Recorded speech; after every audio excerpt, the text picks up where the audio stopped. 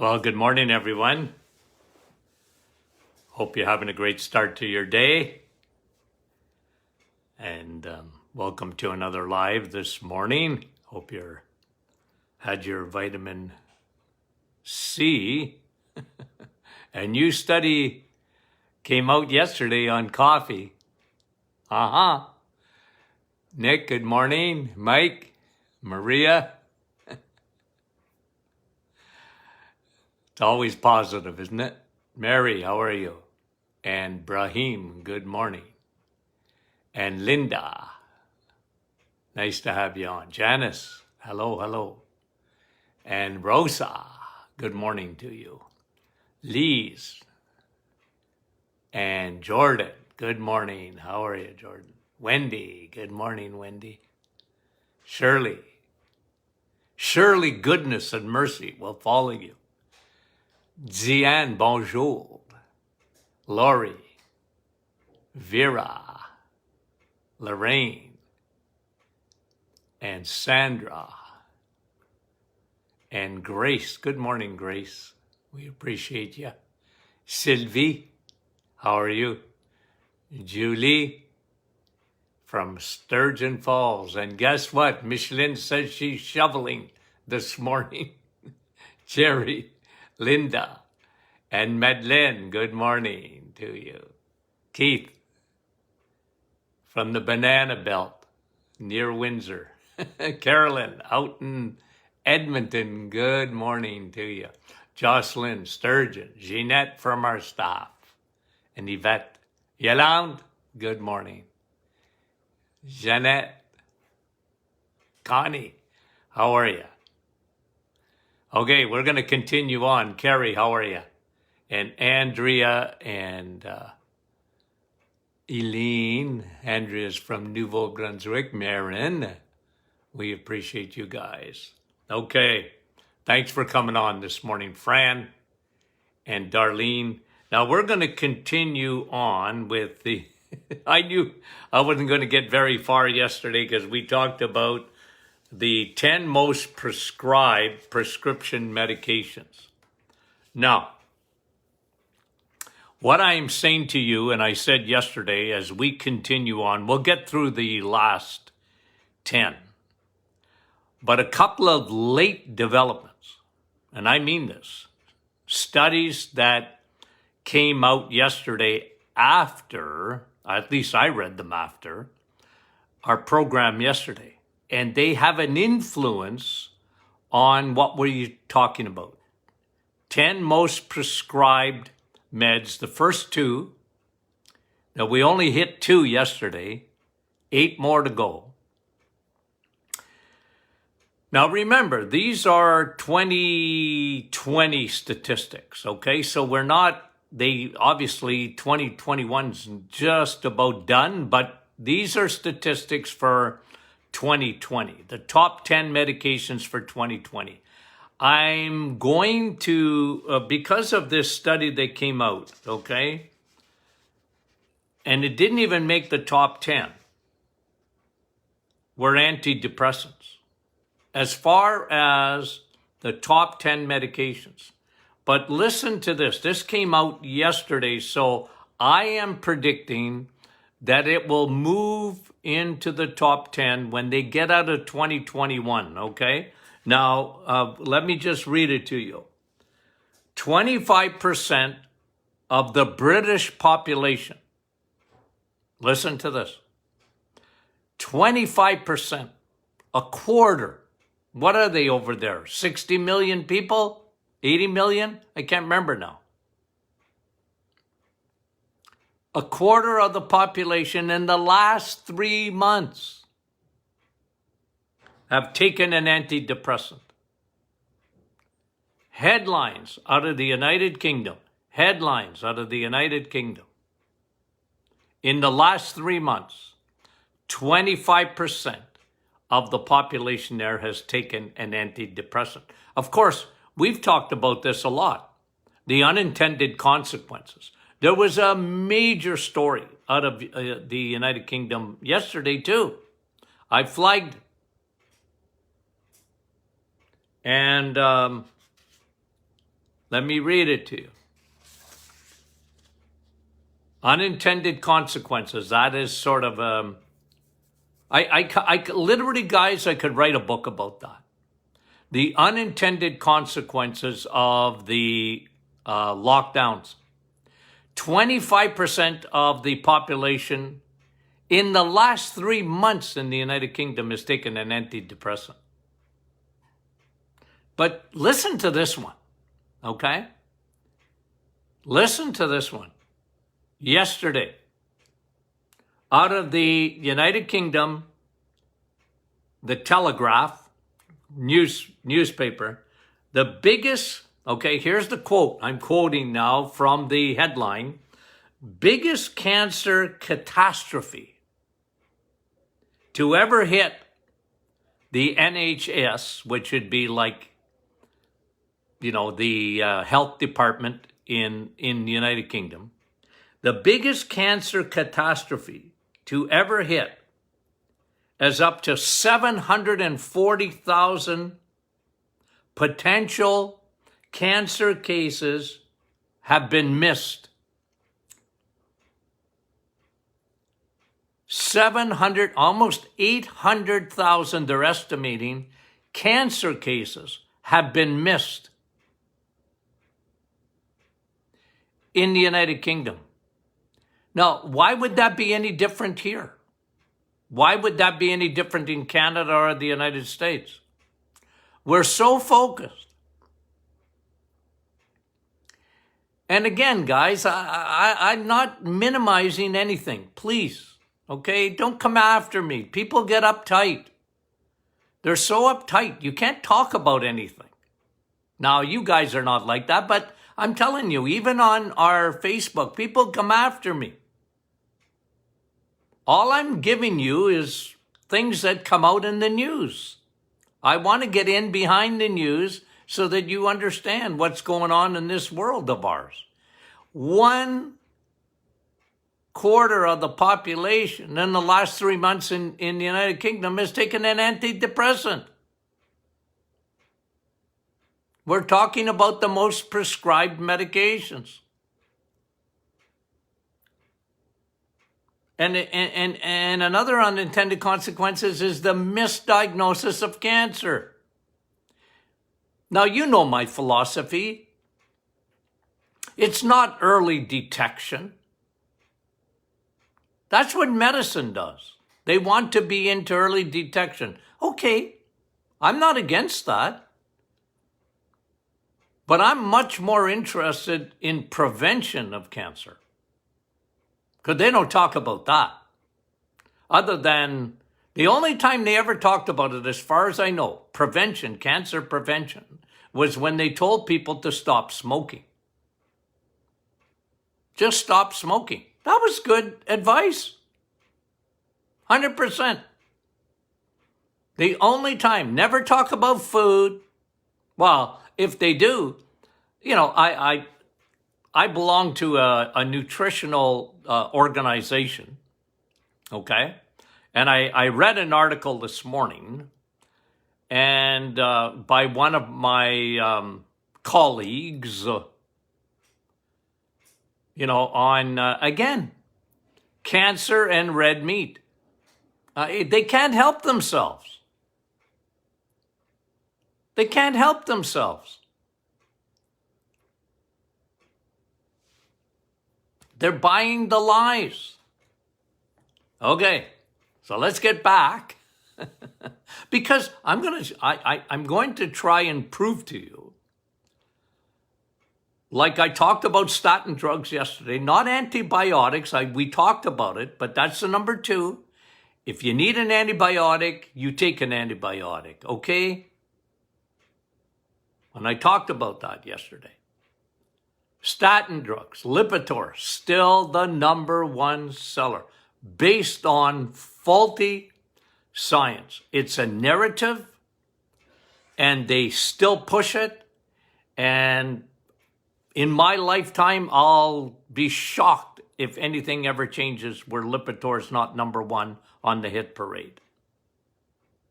Speaking of the United Kingdom, they actually had a vote in Parliament, or at least it was coming up for a vote in Parliament in the United Kingdom about 10 years ago. They were actually considering putting statin drugs in drinking water. I'm telling you, that's a true story.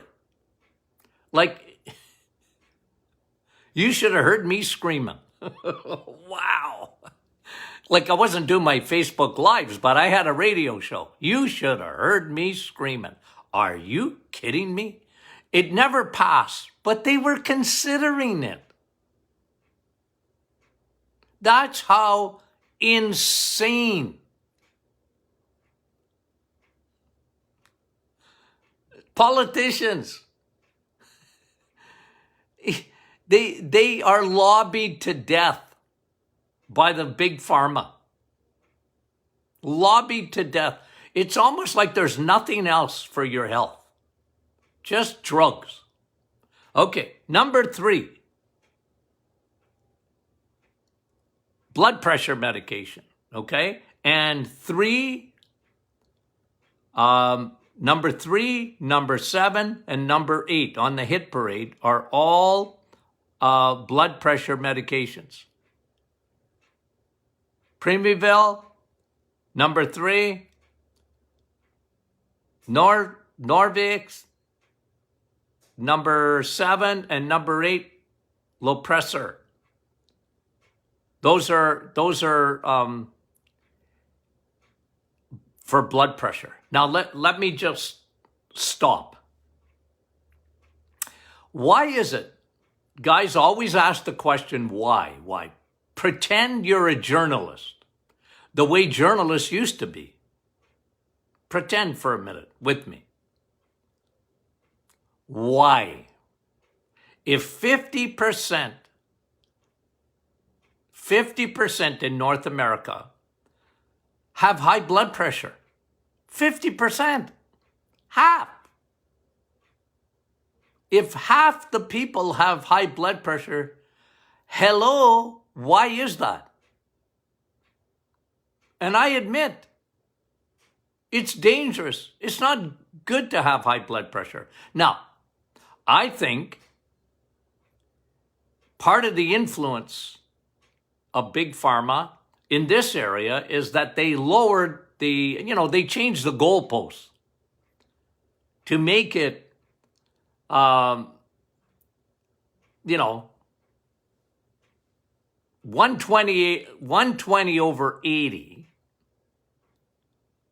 is normal blood pressure, in that range.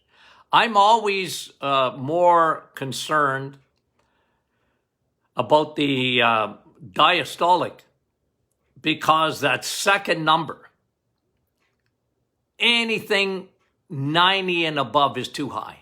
I really watch for that number more than the first number. Anyway, I don't want to get into details too much, other than here's what my experience is, okay? Here's my experience. Number 1, why do we have high blood pressure? It's insulin. Number 1 reason. And let me tell you why. Because when we consume sugar, and remember, in the 1950s, when I was a little boy, North Americans were at 25 pounds. That's just the history of food, guys. It's well established. It's not that, like I always say to my grandchildren, Grandpa, because they always think, Grandpa, you hate sugar. My grandchildren, okay? Grandpa, you hate sugar. Well, your body hates sugar. I said, I'm just preaching what your body hates. It hates sugar. It does. It's toxic.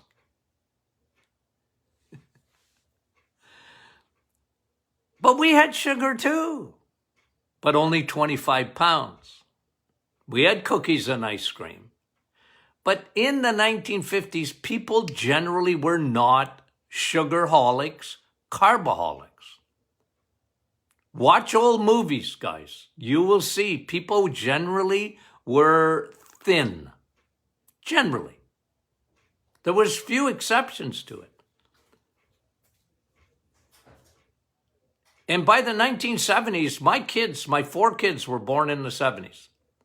And for them, they were up to 50 pounds of sugar. 50. And then, what's well established and what I've taught you, there was a huge change that occurred. And the food industry discovered a new sugar, high fructose corn syrup, and that is the Frankenstein of sugars. That is the Antichrist of sugars. It is horrendous. It is metabolically, it's been a disaster. And you know what? I talk about it, but it's not talked about enough because 88% of the population have some form of metabolic syndrome, high insulin. And metabolic syndrome, the number one symptom of metabolic syndrome, 50% of the population have high blood pressure. It's food. It's not salt. It's not butter that causes high blood pressure. What causes your blood vessels to constrict? What gives you high blood pressure? Insulin resistance because there's nothing that gets affected quicker than your kidneys when we insist on eating sugar.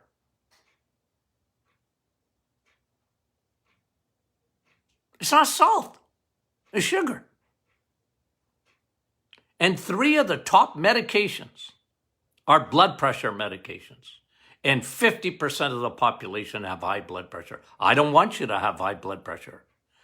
I'm not telling you to get off your medications for high blood pressure. I'm telling you what is at the root cause. And the second one is vitamin W. The vast majority of people are dehydrated. They don't drink enough water. They have molasses for blood. You want to elevate your blood pressure? Don't drink water. And only water is water. Only water is water. And that is a huge cause of high blood pressure because you got 60,000 miles of blood vessels, 1.5 times around the equator in your body. It's a river. It needs to move. And if you don't drink enough water, your heart has to work twice as hard. People fight that. Like, I get it. Even doctors, you don't need water. Just drink orange juice. Yeah, drink fluids. Nah. Your body knows the difference. Your body knows the difference. And I used to, because I tested viscosity. It's one of the tests that I used to do in my office. I said, you got blood like molasses.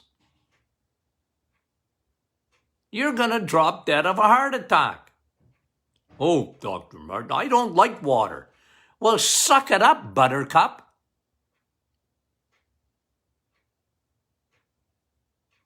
Would you rather take medication that causes all sorts of other side effects than learn to form a habit of drinking water? I can't get over it.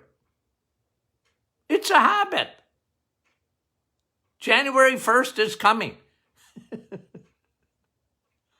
Make a pact with yourself to drink water. I tell people, don't be such a baby. I don't care if you don't like it. Who cares? Learn to like it. You got all these people walking around with high blood pressure, and they're bad eaters,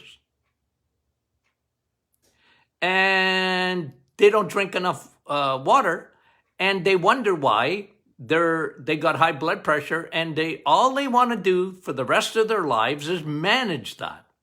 Can I tell you something? Meds are wonderful, okay? It's like you're a diabetic, okay? Meds are wonderful. We're going to talk about that.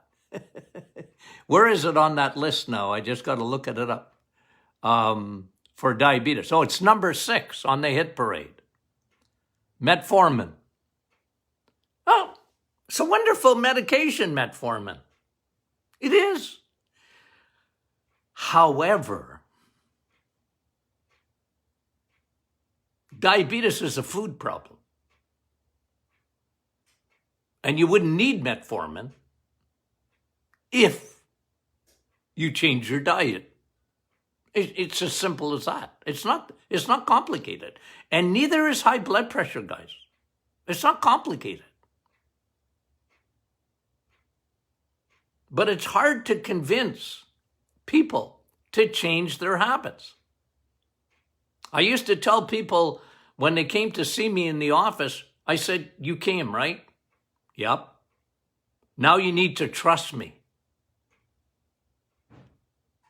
Yeah? Yeah, I said, yeah, you got to trust me. Give me 30 days of your life. You're unwell. I want 30 days. Not 2 weeks. I want 30 days. Are you ready to commit to that? Yeah, I didn't say it was going to be easy, but I am going to instill in you some grit so that you get healthy. It's not going to be complicated. I'm not a complicated guy. I'm going to show you what to do. You don't drink water? Well, your body's made up of 70%. You're like planet Earth. You need to start. Well, I don't like it. I don't care. And I meant it. I didn't care. I said, you want to be healthy? You came to see me. Now I'm telling you what to do. I'm not giving you a pill. I'm telling you to change your habits. You see, here we are. Number 1, statin drugs. Faulty science. It's a food problem. They're talking about cholesterol. You're not eating enough of it. You can eat more cholesterol. Hallelujah. You can eat more cholesterol. And cholesterol is only found in the animal kingdom. So you got my permission. Go, eat it. Eat more cholesterol. What? Yes, eat more, not less. Now, high blood pressure. Eat less crap. C-R-A-P.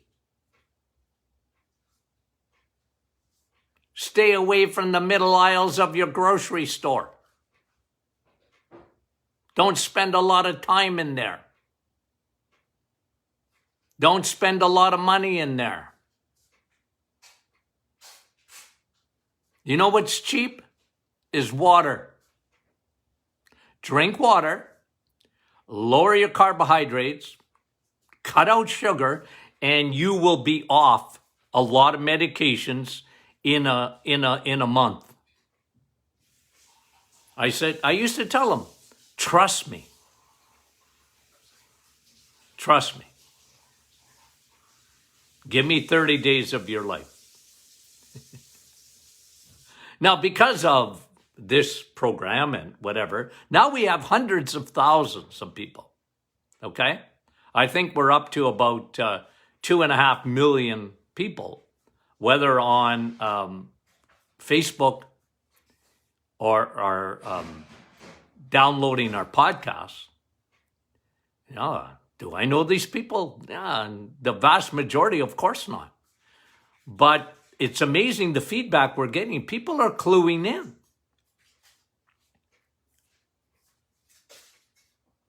And I'm not against medication. I'm not.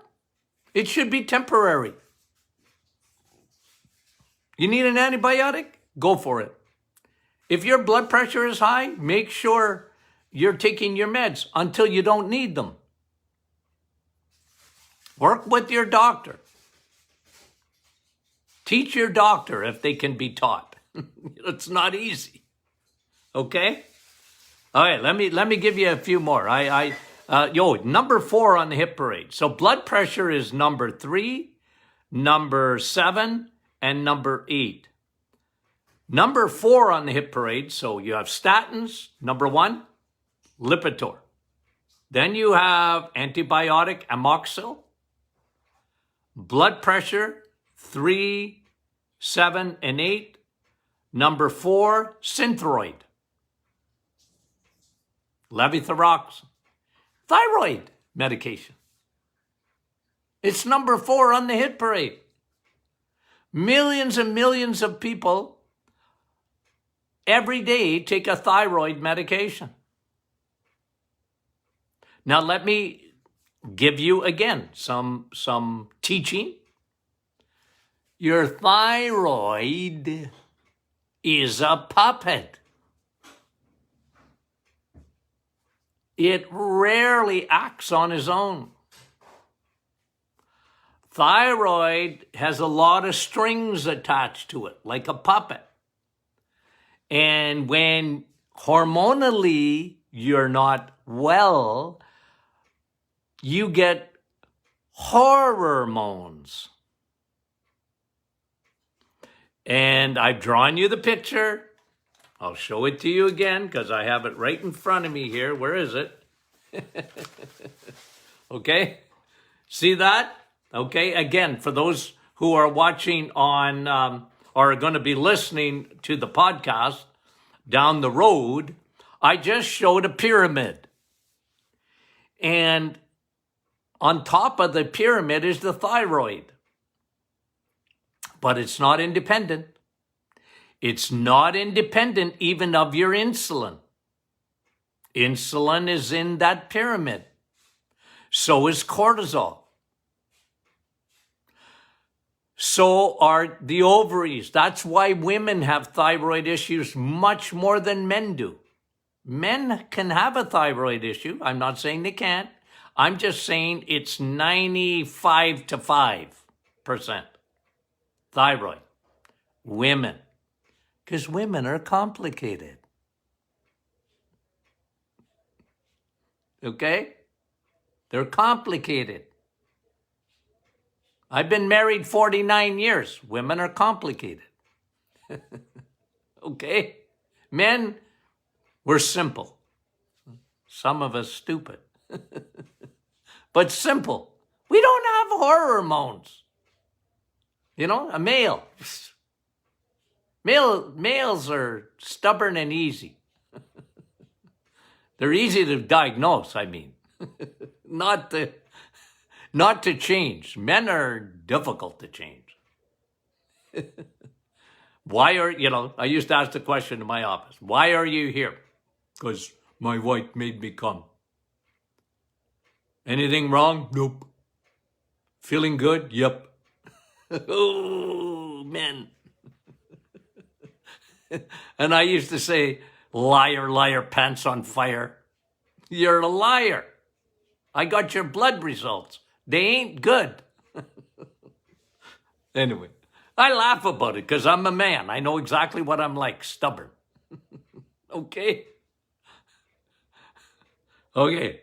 But, okay, so we get back, and what do we see? thyroid. Now, thyroid, again, I'm not telling you to get off meds, okay? Please.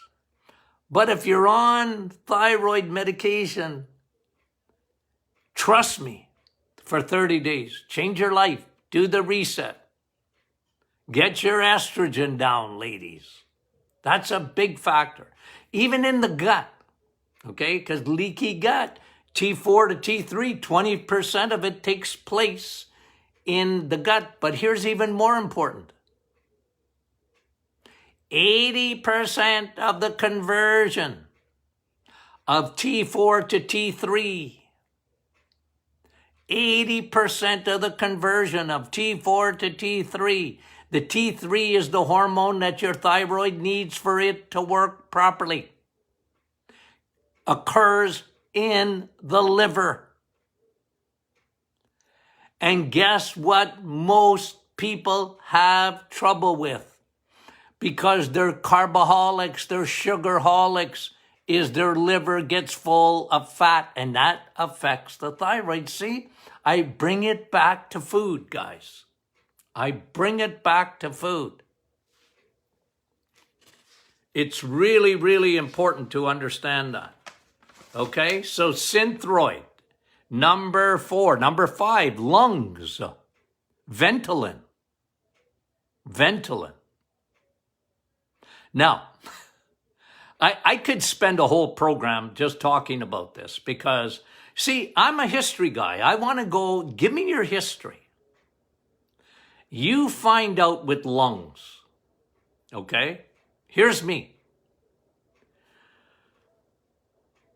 A lot of people have trouble with their lungs because of their childhood exposed to antibiotics. Antibiotics kill their friendly bacteria. You get an invasion of the Third Army, which is Candida albicans, yeast, and it loves to travel to sinuses, lungs. Why? Because remember what I said yesterday. Was it yesterday? Candida is the first cousin of mold. Where do you find mold? In moisture. In the bathroom. In the basement. Well, your lungs are moist. They need to be. And when you get candida, it loves to travel there. To the lungs. And that's why I tell people, don't feed the bears. Did you get your magnet? my granddaughters, okay? I had to, 2 of my granddaughters were in the office yesterday, and they said, Grandpa, what does it, don't feed the bears mean? Because they're looking at these magnets, okay? What does that mean, Grandpa? Well, then I gave them the leaky gut story. I gave them the candida story. And I said, I made it up. Because there's a sign when you come into Sudbury or you go into Northern Ontario, into towns, that says, don't feed the bears. Well, I never fed a bear. You? But they tell you that. I guess they figure we're stupid in Northern Ontario. They have to put a sign up that says, here, bear, bear, bear, come here. I want to feed you. I don't recommend that. But I don't recommend you feed yeast either. I call yeast bears. Don't feed them. Don't give sugar to yeast because they flourish. Candida flourishes with sugar. And yeast hate steak. Hate it. Ooh, don't get me started. Okay. I told you I'd finish. I'm going to finish. Okay, I talked about diabetes, metformin. That was number 6. Remember, blood pressure took up 7 and 8. Lungs was number 5. Thyroid was number 4, synthroid. And number 9, and number 10 too, by the way, is a blood pressure medication. Cozar. Lorcetan. That's number 10 on blood pressure. They actually made up, I got it wrong, guys. 1, 2, 3, 4 out of the top 10 are blood pressure. Well, you can understand that 50% of the people have high blood pressure. Making out part of the top 10 is Losec. You know what Losec is for? Acid reflux. Losec, almost 4%. Prilosec, Losec, almost 4% of the population are on that medication. Let me finish with this. If you need Losec because you got acid reflux, not because you have too much acid, it's you don't have enough. Okay? You don't have enough. Your body doesn't make enough. One of the things that will suppress acidity, remember, you only want to be acidic in that pouch called your stomach. It's a furnace. You want it to be mulch your food down to nothing. Like everything can be absorbed rapidly once it gets to your small intestine. You need a good stomach, guys. There's nothing that will kill acidity in your stomach like sugar. This is why we see so much of it today.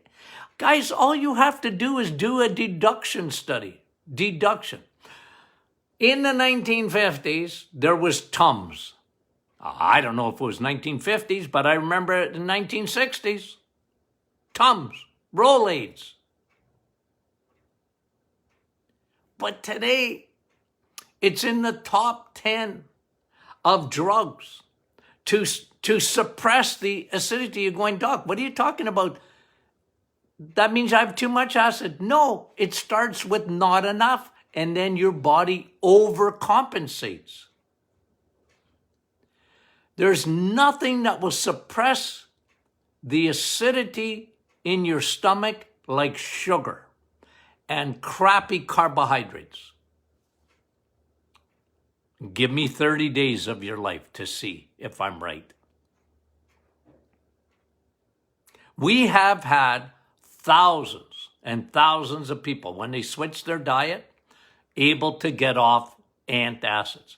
And you know what, guys? Antacids, by the way, were never meant to be taken. If you would get in, Google it, the side effects of Prilosec, of Losec, the purple pill.